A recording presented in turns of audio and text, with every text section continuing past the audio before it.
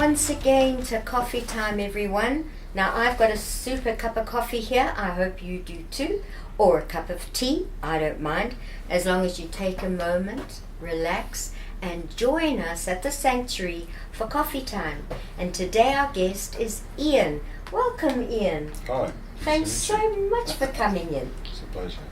Ian does a lot of our relational counselling at Sanctuary.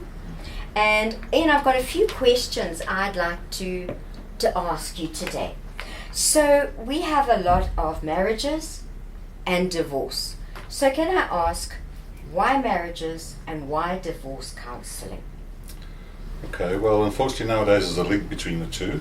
Marriage is very important, it's a lifetime commitment, and I think a lot of people probably don't realise that when they go into it. Yeah. From my point of view, the reason that I got into it is because I've done that. I've had probably a total, maybe it's not the right way of saying it, but I've probably had about a total of 40 years of marriage. Okay. But unfortunately 3 times.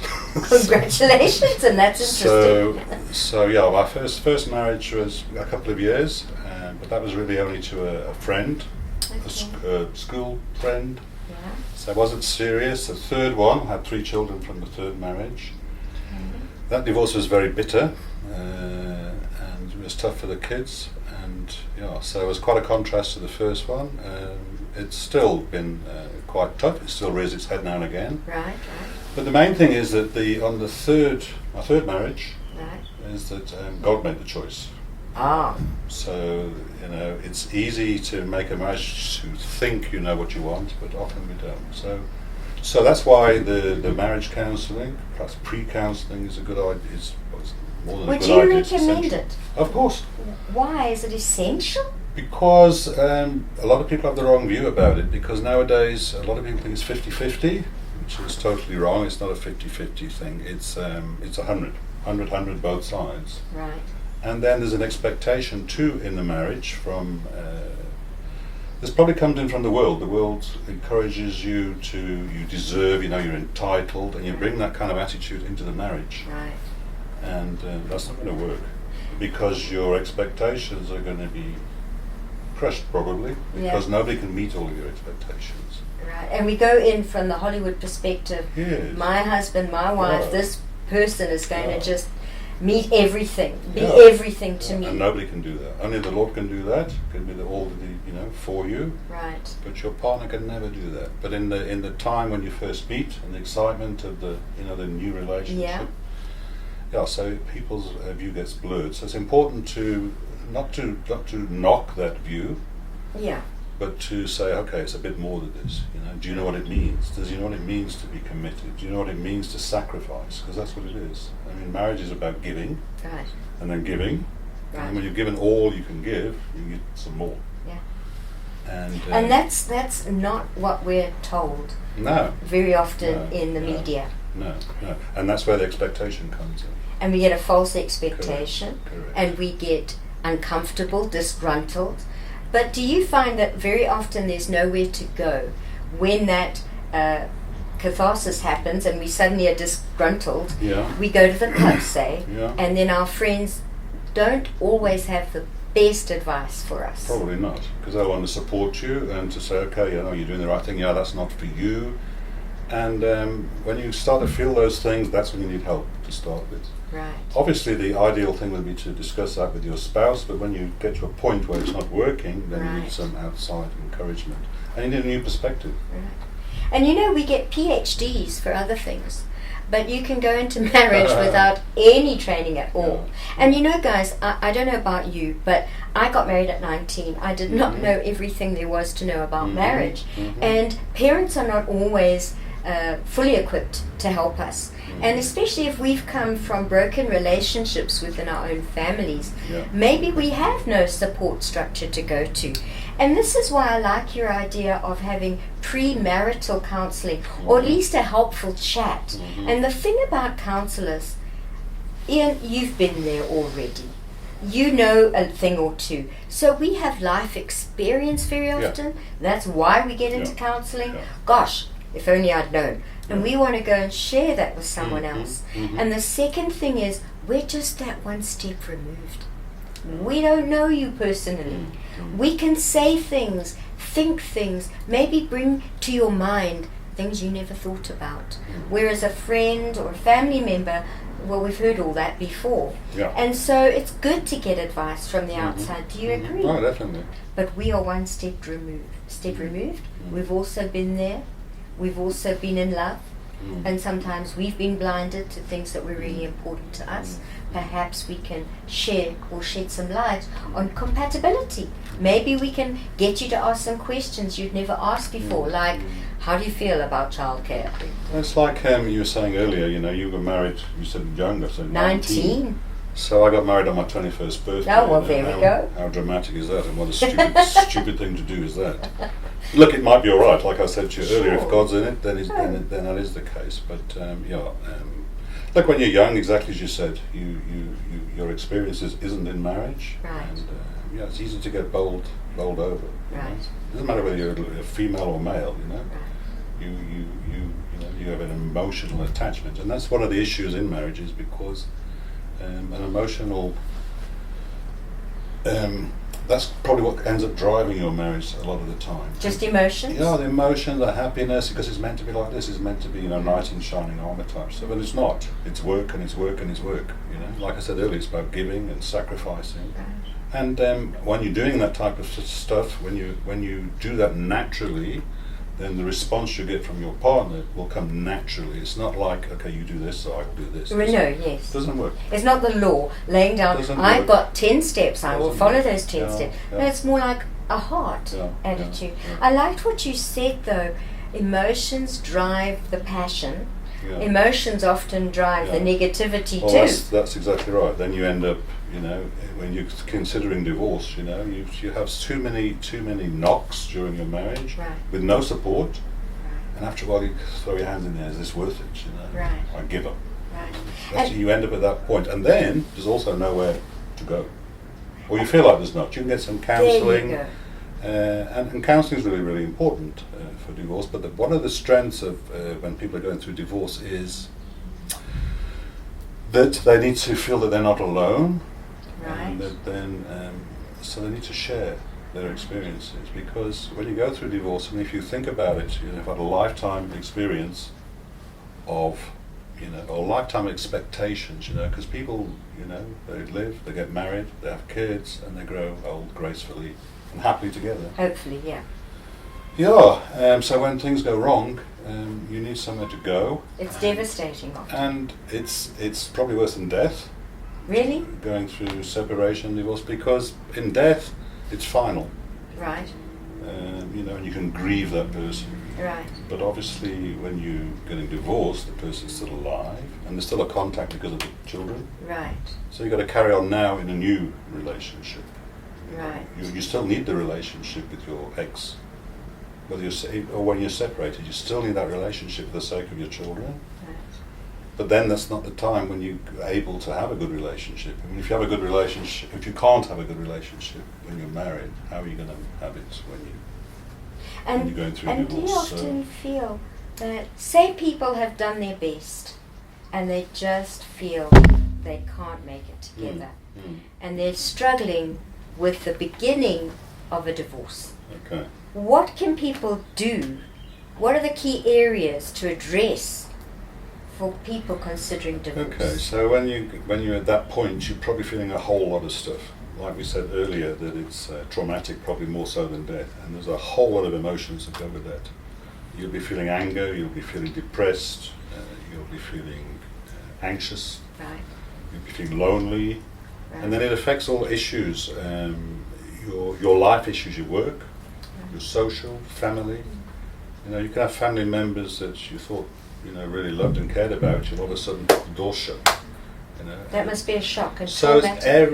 everything goes wrong. That's why and you're, from a health point of view, then all your health, all your physical body strength and your diet is all going towards anxiety feelings. So you're high on emotion, and practically you can't get out of bed in the morning. You don't want to get out of bed in the morning. You maybe want to jump off a cliff because you're running high on emotion. You'll drive to places and end up in a place where you think, how did I get here? Okay. That's right. emotion. That's harsh. There's no practical. Everything practical's out the window. So that's why you really need the support at that stage. So you really, really need help. And where can you find help? Well, you could go to a divorce care group, and that's where I didn't mention, I think earlier, but maybe I didn't, that a group therapy is a great place to be. You can have individual counselling, because maybe you're not ready for the group. Okay. So initially maybe you just need someone to reassure you that you're normal. Okay. That all of these things you're feeling Very abnormal. are normal. The abnormal feelings, or the feelings you're not used to, are normal. But you just don't know it because you're alone. You've never been through it before. Yeah, and you're in a very dangerous pot, you know. You might spend all your day crying. Emotionally, you might be totally Is that lost. okay? I mean, do people really do that? Of course they do, yeah, they do. They battle.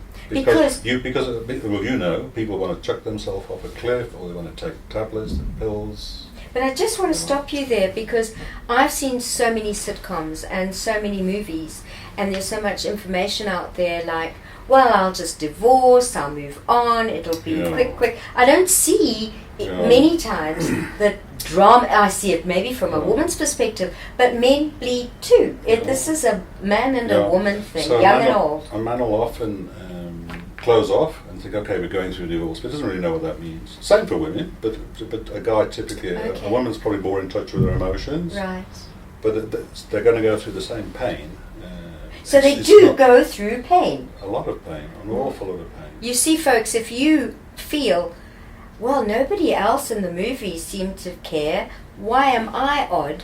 I'm less of a man, less of a woman because I'm feeling it. No, guys, you're just more in touch and you're admitting to yourself.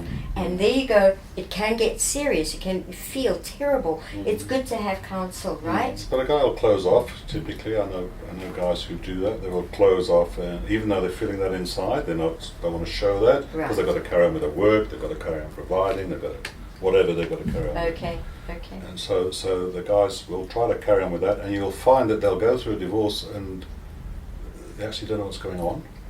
A divorce passes them by, and then all of a sudden they find they're divorced. Because it's kind of like a denial thing. You know, this is not happening. Okay. Or it might be that they're hoping that things will get better. And they can continue to try that. But in the meantime, they must go to work. That's what they've been trained to do. A guy's been trained to do that. Hunter-gatherer, go out and do this. So a guy can go through divorce totally unemotionally, or it can be totally broken.